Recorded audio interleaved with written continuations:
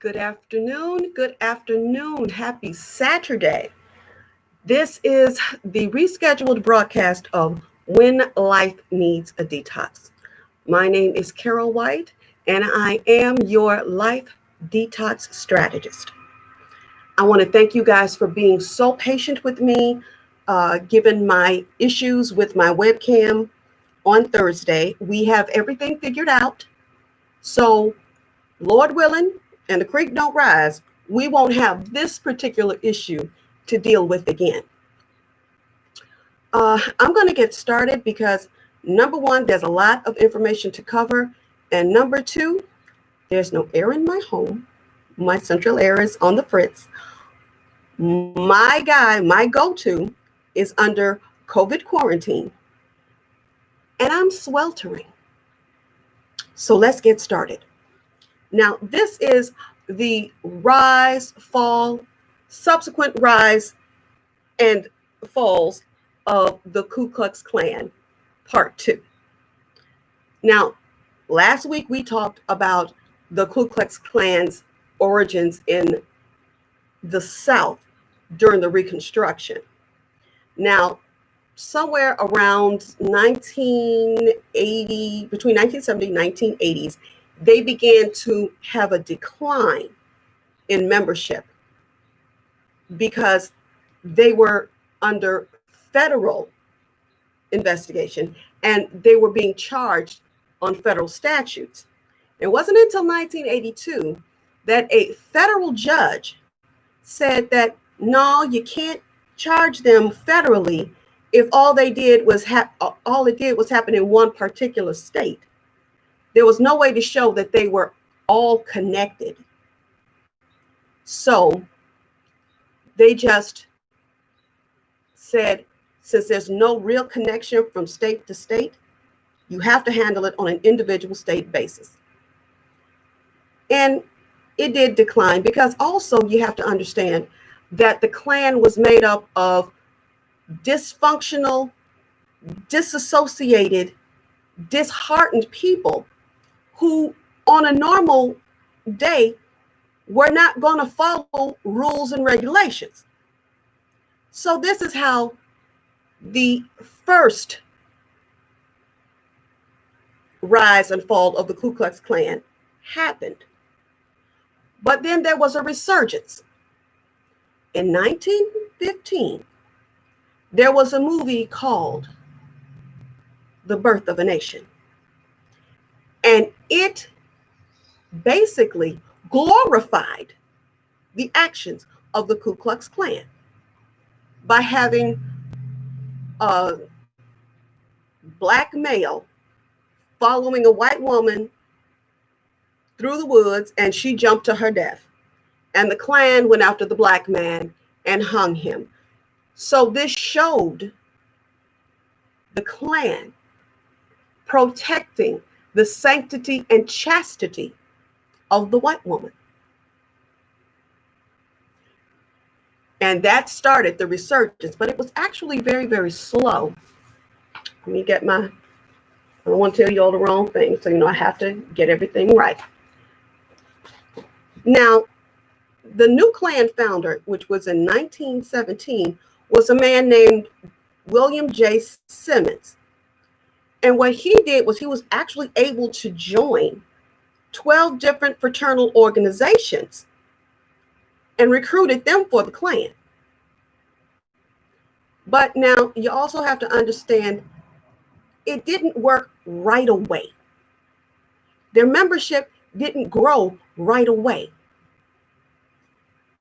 Mr. Simmons actually published a pamphlet called The ABCs of the Invisible Empire in Atlanta in 1917.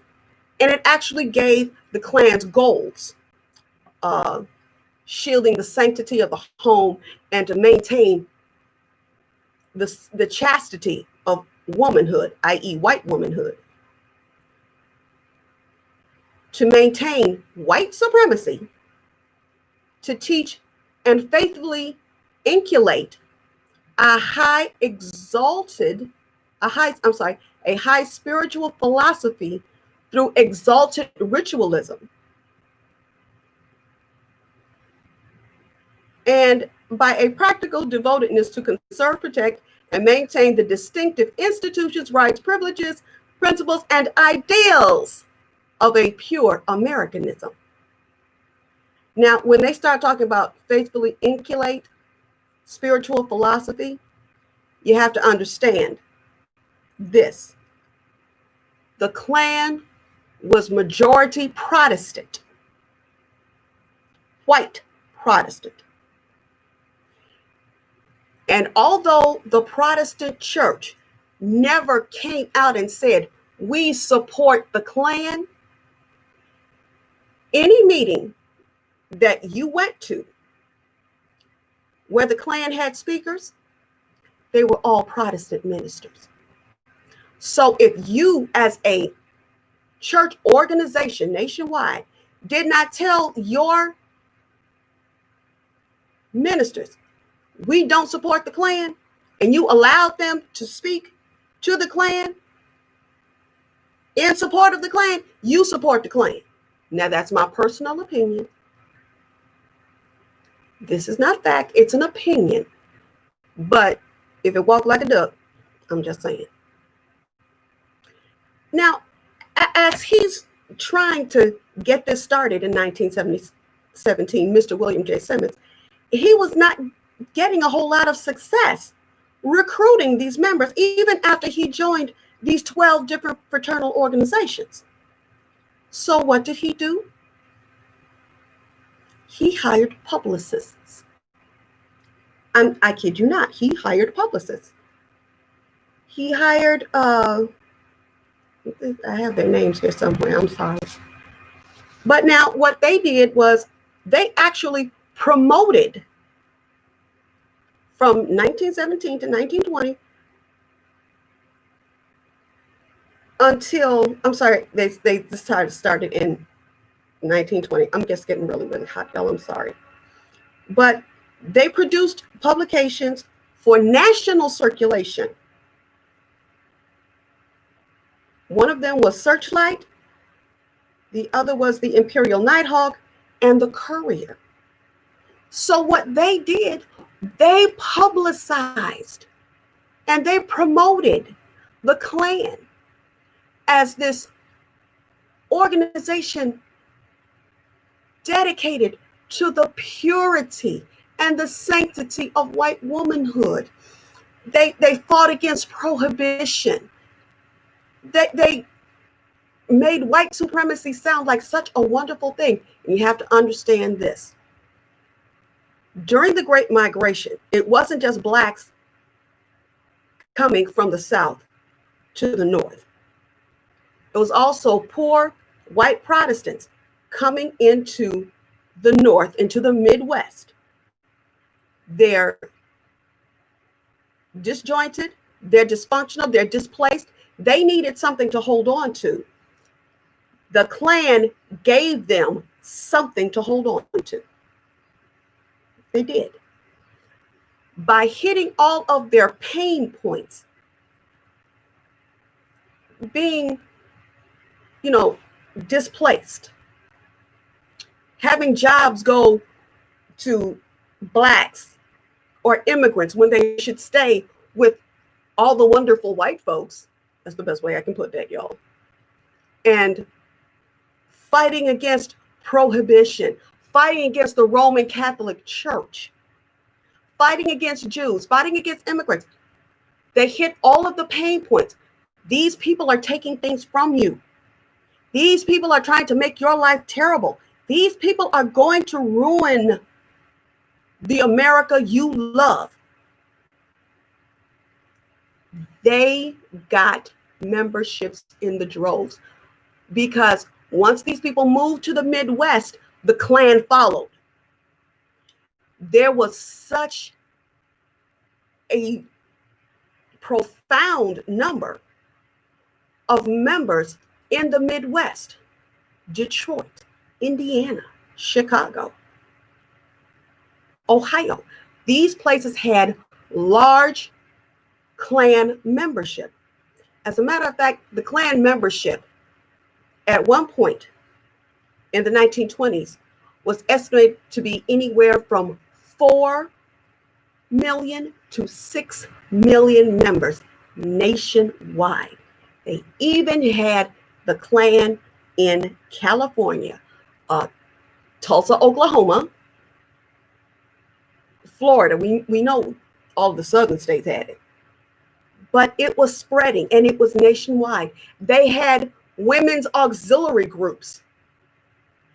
They had paid membership. You had to purchase your cloak and hood. I was going to go somewhere else, y'all. I had to pull it back. I'm sorry. But all of this was, as long as they were hitting the pain points for these dislocated, disenfranchised white Protestants, their membership grew. And they were going pretty good until they hit 1925. And what you had was this membership, this enormous membership in the Midwest. And you have to understand, let me backtrack. During this time, between 1920 and 1925, what you also noticed was that the Klan became a political force.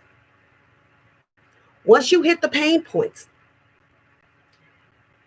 once you hit the pain points and people know what will move you, politicians began hitting the pain points too. As a matter of fact, the Klan backed many politicians. That's why you had city councilmen, you had mayors, governors, congressmen that were Klan that held these positions. That is why in law enforcement, if you had to elect a police chief, if you had the votes, that police chief was Klan. Who was the police chief going to hire? Klan. Who was going to enforce the law and say what was right or wrong? Klan. The Klan had a foothold in American politics and American legislation. It was incredible. And while you think I'm a fan of this, I'm not really a fan, but you have to give credit where credit is due. They had a game plan. And anytime you have a game plan, regardless of who you are, you can get your point across. And I'm saying that for anybody that's trying to get a point across, have a game plan. Now, and let's even go so far. Do you know that during the term of our president, Harry S. Truman, he put a Klan member in as a justice, Chief Justice? Yes. A justice of the Supreme Court was Klan. His name was Hugo Black. Now, he was voted in by his peers to be a Supreme Court justice before they found out about his Klan affiliation, to which he told everybody, oh no, I gave up my Klan membership when I became a senator. That's how you became a senator, because of your Klan affiliation. But he's dead and gone. Let's move this forward. Now, the Klan did have its problems. It did. All large groups have somebody that says, I can do it better. They had a gentleman. I love it when I'm all over the board. I'm so sorry, y'all. But this person, I can never find his name when I need it. Dang on it. But I believe it was D.C. Stevenson. I just found it. He was the Grand Dragon of the Indiana Klan. Now, what Stevenson did was he decided he wanted to be in charge of the Klan. Why? Because he had about 22 states that were under his control. So he decided he wanted to be in charge. So he actually seceded from the Klan. And it was going just fine until he was convicted of second-degree murder for his part in the rape and subsequent death of a woman named Madge Oberholster. Now, once that happened, there began to be a decline in the membership of the Ku Klux Klan because now you're being associated with rapists and murderers. Okay. And also there became more incidents where the Klan was involved in criminal activity. Well, you know, as this goes along, federal government is looking at you because why? You're now a national organization, not a federal organization, a national organization, because you've got ties to almost every state in the union. And you're organized and all of you are tied together. So now they're infiltrating the Klan. They're finding out the weak spots. They're finding the criminal activity. And this just got to the point where they were having these spurts of criminal activity against Blacks, immigrants, the Jews, the whole 9 yards. But you know what really brought them down? Finances. They lost their membership due to finances. Now, in the 20s, leading up to 1939, there were there was arrests, there were federal investigations, and the Klan has got to pay for all of this legal stuff. Well, in 1939, they experienced several years of depression. It's hot. I can't get this out. I'm so sorry. 1939, after they've experienced several years of decline due to their criminal activity being investigated by the federal government, and the Great Depression because nobody could pay their dues. The Imperial Wizard at the time, which was a Mr. Hiram Wesley Evans, actually sold the national organization to two people, James A. Colescott, who was an Indiana veterinary physician, and a Mr. Samuel Green, who was an Atlanta obstetrician. They could not revive the membership. In 1944, the IRS filed a lien against the Ku Klux Klan for $685,000 in back taxes. So the whole organization was dissolved by Colescott. And local organizations began shutting down and closing their doors over the next several years. Now, that was the second rise and fall of the Ku Klux Klan. And I was going to do this, the third rise and fall, but you all, I can't stand it anymore. I am uncomfortable as all get out. So we're going to cut this short. And I do apologize, number one, because this has been rescheduled. I apologize again because it's been so hot that I can't concentrate the way that I should.